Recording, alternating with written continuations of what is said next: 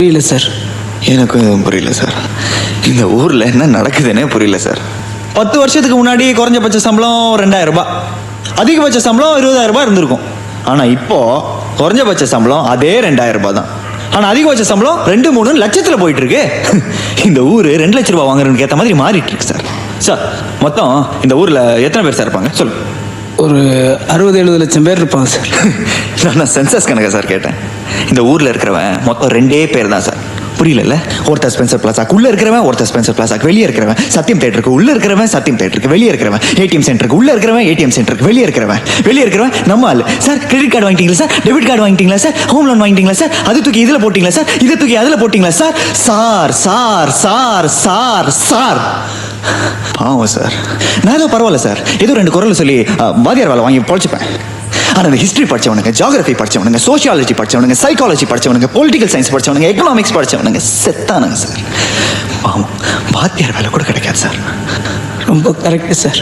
இந்த வாழ்க்கை, வசதி, சந்தோஷம் இதெல்லாம் இந்த MBA படிக்கிறவன், MCA படிக்கிறவன், அண்ணா யூனிவர்சிட்டியில் இன்ஜினியரிங் படித்தவன், டாக்டருக்கு படித்தவன், இதெல்லாம் இவங்களுக்கு மட்டும் தானே சார்? எங்களுக்கு கிடையாதா சார்? நான் 2000 ரூபாய் பத்தலன்னு சொல்ல சார், பசி கொடுமை பட்டினின்னு சொல்ல சார், பிச்சை கேட்கல சார். ஆனால் அந்த பணம் வாங்குறவனுக்கு பண்ணுற அலப்பறம் இருக்குல்ல சார், தாங்க முடியல சார். மனிதர் நோக மனிதர் பார்க்கும் வாழ்க்கை இனி உண்டானான் பாரதி. அதான் சார் நடக்குதுங்க.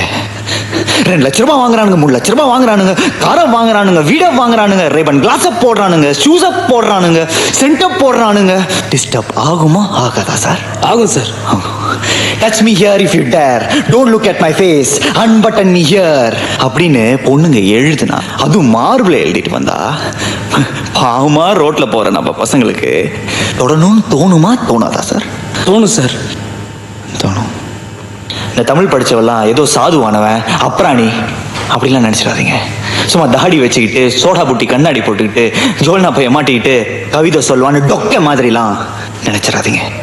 ஏன்னா தமிழ் ஒருவனை சாந்தப்படுத்துவது மட்டுமல்ல, தமிழ் ஒருவனுக்கு ரௌத்திரத்தையும் பழக்கும். பண்ண பழகடா பச்சை படுகொலை நான் பாரதிதாசன். நான் பண்ணிட்டேன். Yes, of course I did cold-blooded murders. இதெல்லாம் சொல்லி நான் எனக்கு நியாயப்படுத்திக்க விரும்பல. I'm not trying to justify myself. நான் பண்ணதில் எனக்கு பிடிக்கல, நான் தப்பிக்கணும்னு நினைச்சேன், தப்பிச்சிட்டேன். ஏன்னா என்னோட ஆனந்தி திரும்ப வந்துட்டா. நான் திரும்பவும் அந்த குட்டி 7 வயசு பையனா மாறிட்டேன். அந்த சாவராத வயசு போயிட்டு நாங்கள் 2 பேரும் போறோம் சந்தோஷமான வாழ்க்கையை தேடி. எங்களுக்கு கிடைக்கும்.